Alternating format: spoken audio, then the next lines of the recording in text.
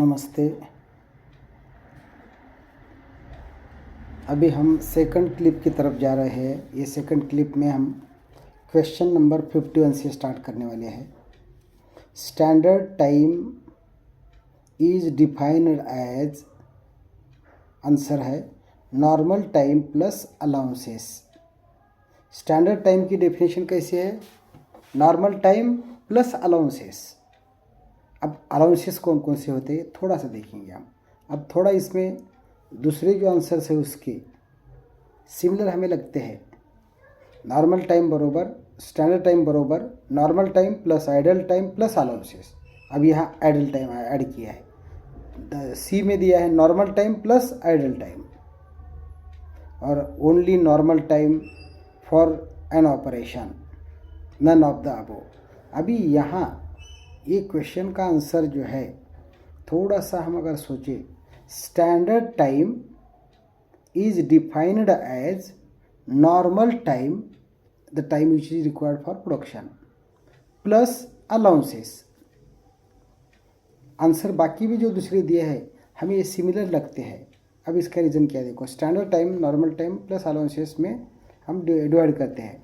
Allowances का मतलब क्या? Loading time, unloading time, tool change, inspection. Normal time machining time. अब थोड़ा सोचो, स्टैंडर्ड टाइम जो है मशीनिंग टाइम प्लस ये जो बाकी जो अलाउंसेस है कौन कौन से? Loading,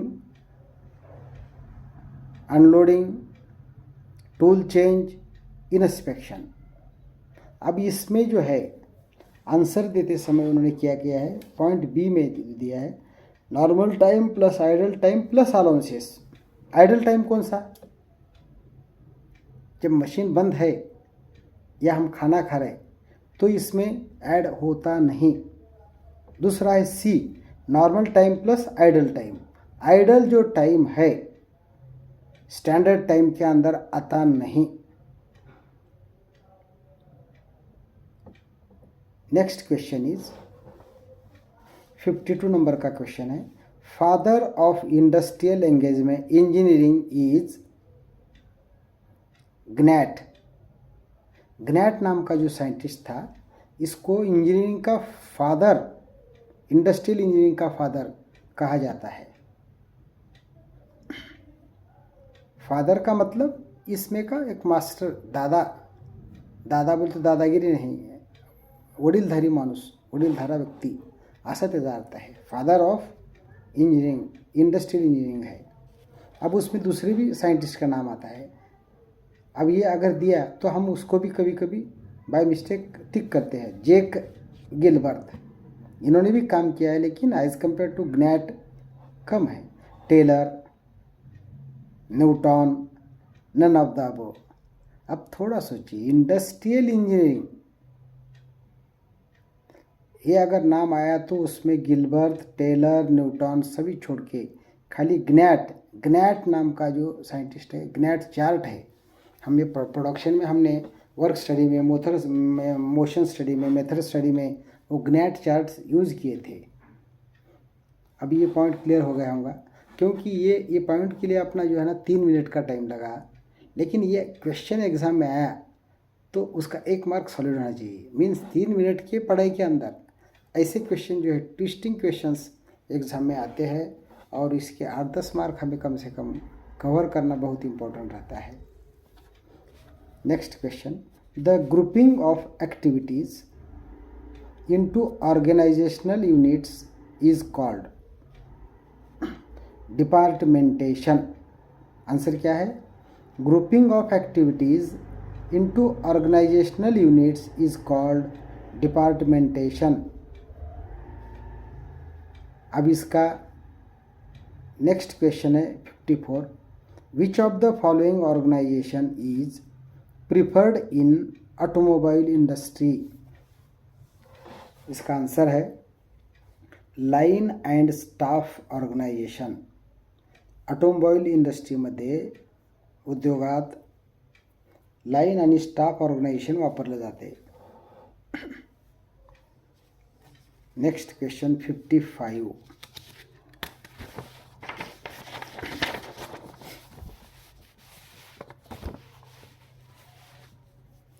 Which of the following organizations is best suited for steel plants? Answer है फंक्शनल ऑर्गेनाइजेशन, ऑलरेडी हमने देखा है. Next question is 56. The wastage of material in the store is taken into account by the following method in the evaluation of the material issued from the store.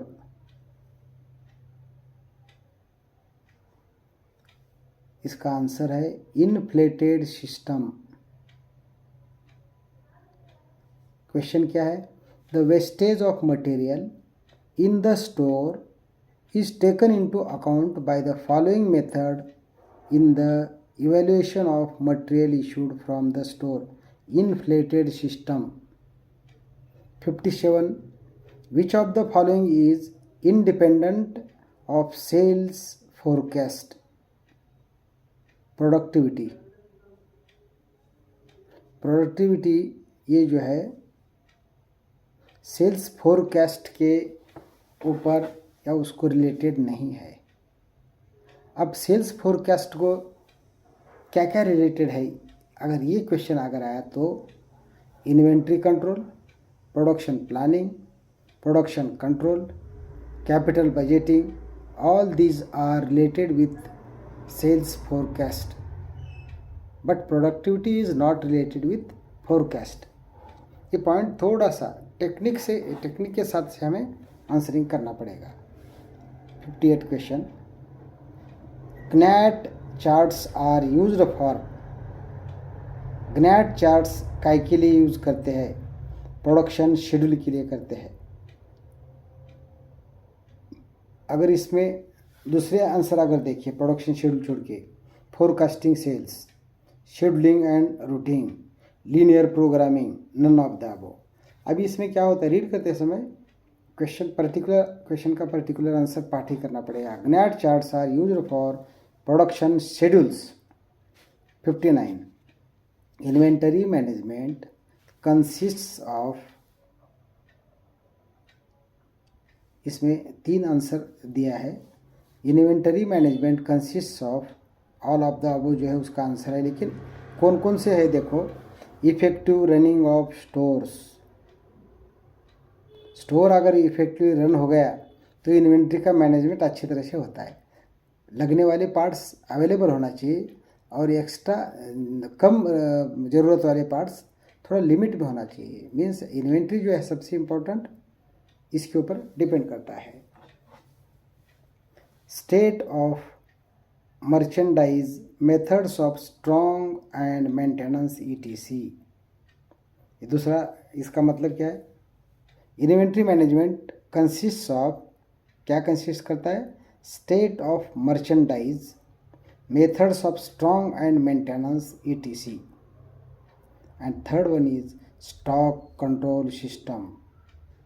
कहने का मतलब ये है किसी भी स्टोर के इन्वेंट्री को अच्छी तरह से मेंटेन करने के लिए ये तीनों चीज़ें बहुत इंपॉर्टेंट होती है. क्यों? कौन कौन सी? इफेक्टिव रनिंग ऑफ स्टोर्स को कंट्रोल करते समय, जैसे अपनी किराना दुकान में आज के डेट में किसका कितना क्वांटिटी है ये हम काउंटिंग करते हैं, और कल प्रोबेबल कल परसों कितना क्वांटिटी जाएगा ये देख के हम उसका इन्वेंट्री मैनेज करते हैं, मीन्स ऑर्डर पुटअप करते हैं. वैसा ही इसमें स्टोर्स में जो है ये तीनों बातें ध्यान में रखना पड़ेगा. Effective running of stores, state of merchandise, methods of strong end maintenance ETC, end third one is stock control system. अभी इसमें मराठी में हम देख सकते हैं. स्टोर कार्यक्षमपणे चालवणे. नंबर 2 है वस्तूची मांडणी, ठेवणी, सफाई, कलाकुसर, ध्यान देने. क्योंकि अगर चीज़ें हमारी इधर उधर अगर ये हो गई तो हमें समझ में नहीं आती कौन सी चीज़ कहाँ है. चीज़ अपने पास होते हुए भी हम दूसरा मंगवाते हैं, ये नहीं होना चाहिए. आणि थर्ड आहे ERP वापर करून स्टॉक रेकॉर्ड ठेवणे. ERPचा वापर केल्यास स्टॉकचा रेकॉर्ड आपल्याकडं ऑनलाईन कम्प्युटराइज कंट्रोल आपला राहू शकतो. म्हणजे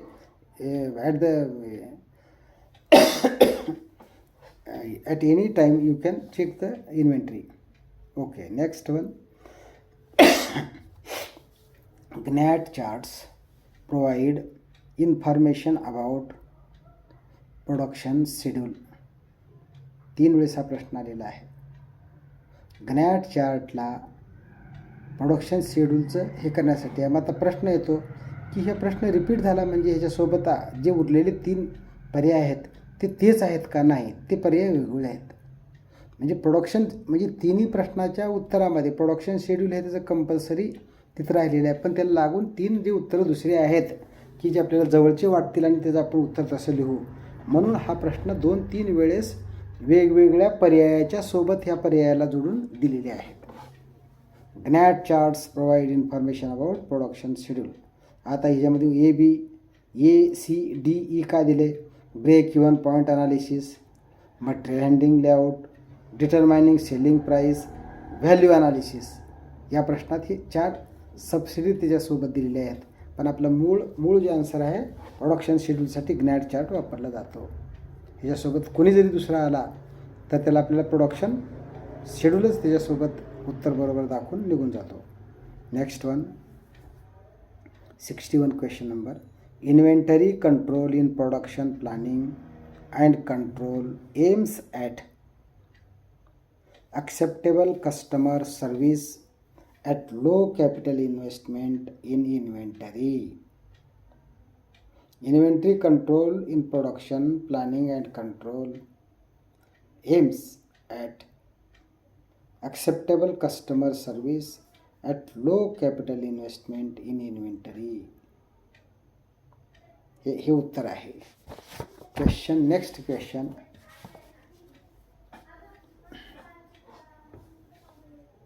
In inventory control, the economic order quantity is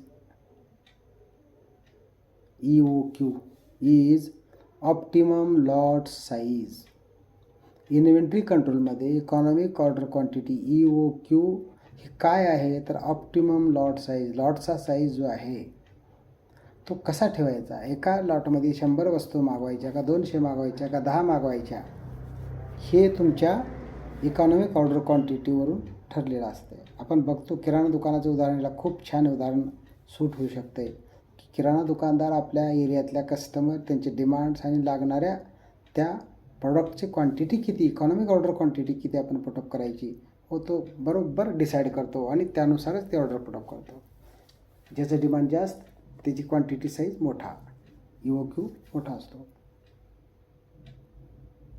next question is statistical quality control techniques are based on the theory of probability. SQC technique जे आहे कुण्या थेरीवर डिपेंड करतं आहे? प्रोबॅबिलिटीच्या थेरीवर ते डिपेंड करतं आहे. Question 4. The appellate authority for an industrial dispute is High Court, Supreme Court. या ठिकाणी tribunal पण पाहिजे होतं, पण ट्रिब्युनल दिलेलं नाही. Appellate authority for industrial dispute जे आहे ॲक्च्युली ट्रिब्युनल देखील असते. लेबर कोर्ट तिथं घ्यायला पाहिजे, पण इथं दिलेलं नाही. Management, labour court, high court and supreme court, board of directors, president. आता या ठिकाणी मॅनेजमेंट ॲपिलेट अथॉरिटी होऊ शकत नाही, लेबर कोर्ट होऊ शकतं आहे, पण तिथं नाव बदलल्यामुळं आपल्याला हायकोर्ट आणि सुप्रीम कोर्ट इथं जवळचे आहेत. 65. Under the apprentice act only industries employing more than 500 workers have to recruit apprentices. म्हणजे ज्या इंडस्ट्रीला कमीत कमी 500 वर्करची इनटेक आहे अशा कंपन्यांना अप्रेंटिस ॲक्ट लागू होतो. Under the apprenticeship act only industries employing more than 500 workers have to recruit apprentices. Next one, standing order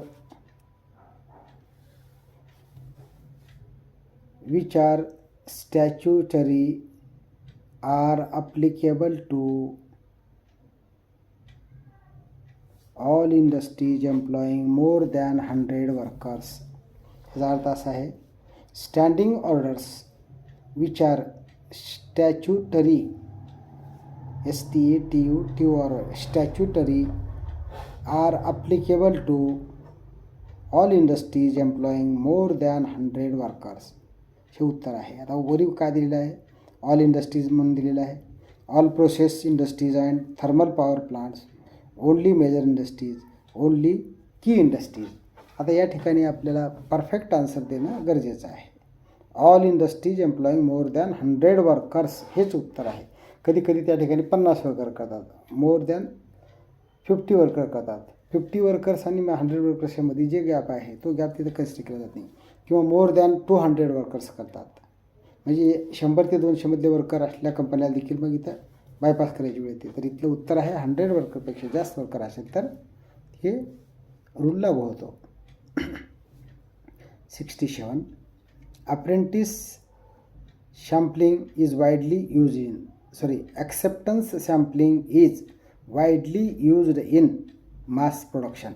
मास प्रोडक्शनमध्ये ॲक्सेप्टन्स सॅम्पलिंगचा वापर केला जातो.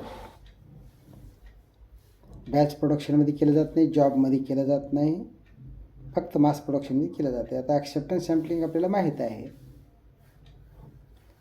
100 पीसमध्ये 5 पीस चेक करणे, 5 पैकी जर 4 बरोबर असतील किंवा 10 पीस चेक करणे, 10 पैकी 9 जर बरोबर असतील आणि एक जर चुकला असेल तर एक आपलं लिमिट ठरलेलं असते की किती लेवलपर्यंत आपण ॲक्सेप्ट करायचं. एक जॉब जर डिफेक्टिव्ह असेल तर ॲक्सेप्ट करून चला पुढे, आणि लिमिट जर 2 जॉबचा असेल तर 2पर्यंत जर डिफॉल्ट असेल तर चेक करता येतं. आणि आपलं लिमिट जर 1पर्यंत असेल आणि जर फॉल्टी जॉब जर 2 निघाले तर त्या लॉटला परत रिचेक केलं जातं, चेक करून सॅम्पलिंग काढली जाते. का तर सॅम्पलिंगमध्ये जे आहे 10 पीसमध्ये जर तुम्हाला समजा एक जर फॉल्टी आला तर समजायचं की 90% jobs are very correct and 10% jobs are faulty.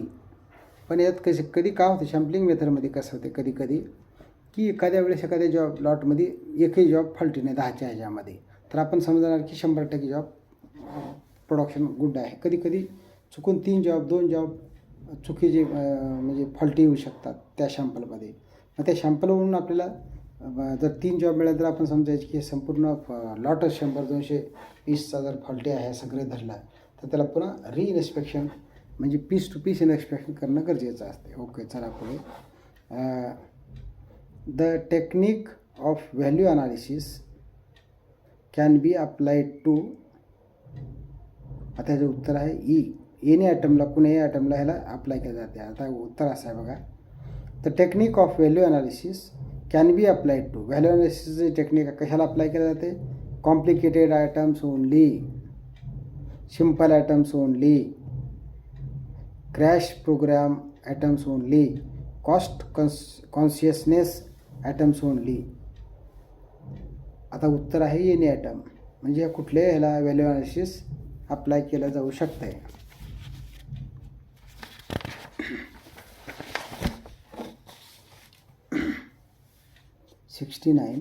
The term value in value engineering refers to utility of the product.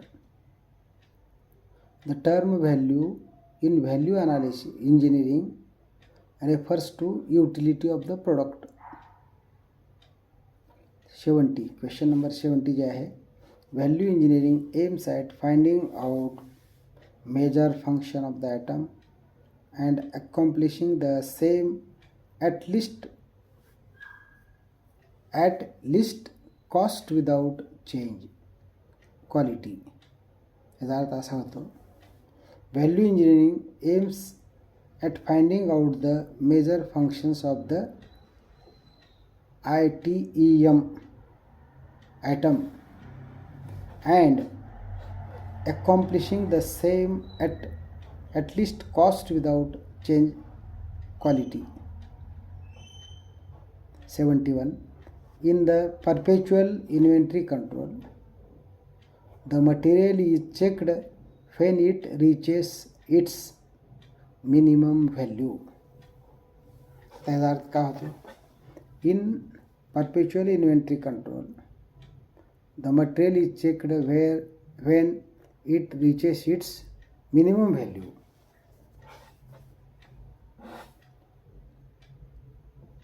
(72) According to MAPI formula, the old machine should be replaced by new one when cam less than dam. According to MAPI formula, the old machine should be replaced by new one when cam less than dam. CAM less than DAM. आता या ठिकाणी दुसरे उत्तर पण दिलेले आहेत. CAM greater than DAM, CAM बरोबर DAM, there is no such criteria, हे पण दिलेलं आहे. None of the above. CAM challenges adverse minimum, DAM defenders average minimum. ह्या कॅम आणि डॅमचा अर्थ सांगितलेला आहे इथं. कॅम म्हणजे काय? CAM म्हणजे चॅलेंजर्स ॲडवर्स मिनिमम, आणि डॅम काय आहे? Defenders adverse minimum. C challengers, D defenders. म्हणजे CAM should be less than DAM. CAM should be less than DAM जर असेल तर हे इथं लागू होत आहे. Next 73. Merit rating is the method of determining worth of. उत्तर आहे an individual employee. Merit rating is the method of determining worth of an individual employee.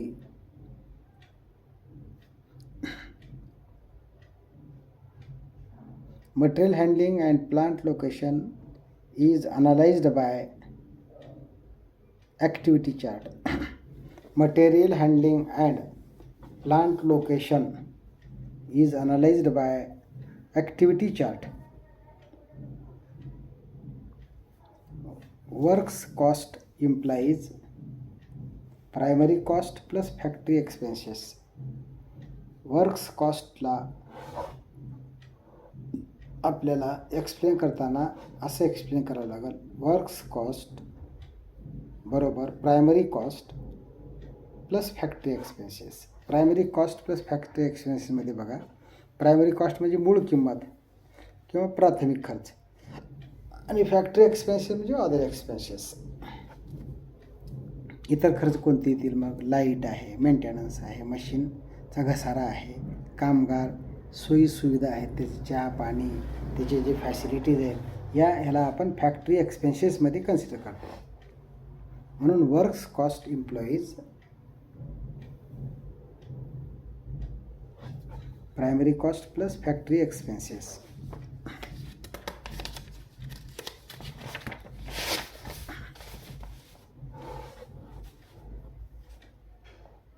Motion study involves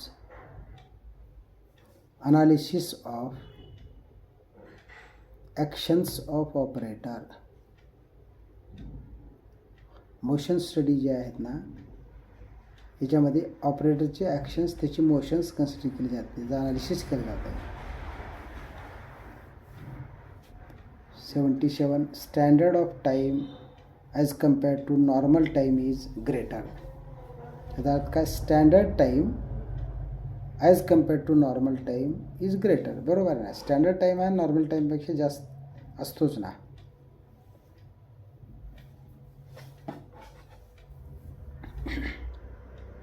Pick up the incorrect statement about advantages of work sampling. Permits a fine breakdown of activities and delays. ह्याचं उत्तर हे आहे. Pick up the incorrect statement. Actually खालीलपैकी incorrect statement कोणते आहे ते आपल्याला काढायचे. हे उत्तर तेवढं असं क्वेश्चन जो आहे 11th आवरला जसा आला तसं तिथं चेक करावं लागेल. ह्याचं उत्तर पाठ करून चालणार नाही. Pick up the incorrect statement about advantages of work sampling. Work सॅम्पलिंगबद्दलचे जे आहे ना, तर वर्क सॅम्पलिंगबद्दलचं करेक्ट आन्सर कोणता आहे? Permits a fine breakdown of activities and delays. आता दुसरे आन्सर कोणते ते का लागू होत नाहीत? Simultaneous study of many operators may be made by a single observer. हे वर्क सॅम्पलिंग होत नाही.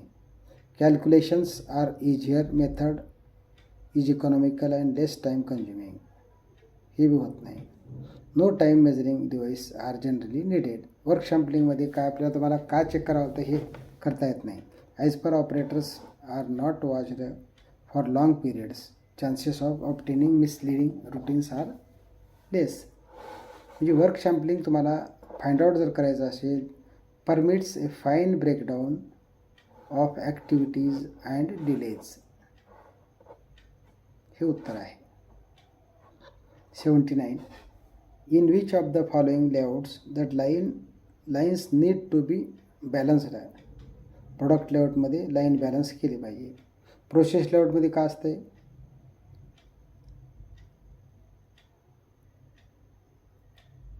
फंक्शनल. फिक्स्ड पोझिशन लेआउटमध्ये लार्ज जॉब असतात. याचे उत्तर जे आहे प्रोडक्ट लेआउट एवढंच गृहीत धरायला हरकत नाही. Which of the following layouts is suited for mass production. Product layout हे मास प्रोडक्शनसाठी वापरलं जाते. खूप महत्त्वाचा प्रश्न आहे. Which of the following layout is suited for mass production. एखाद्या जॉबचं सेम जॉबचं मास प्रोडक्शनमध्ये उत्पादन करायचं असेल तर तुम्हाला प्रोसेस लेआउट चालत नाही, फिक्स्ड पोझिशन लेआउट चालत नाही, प्लांट लेआउट चालत नाही, फंक्शनल लेआउट चालत नाही. फक्त प्रोडक्ट लेआउट तिथं केला पाहिजे. प्रोडक्ट लेआउटमध्ये काय होतं? Machines are arranged in the according to the operation. म्हणजे एखाद्या जॉबवर एक ऑपरेशन जातं, दुसरं ऑपरेशन, तिसरं, चौथं, पाचवं आणि प्रॉडक्ट बाहेर गेला पाहिजे.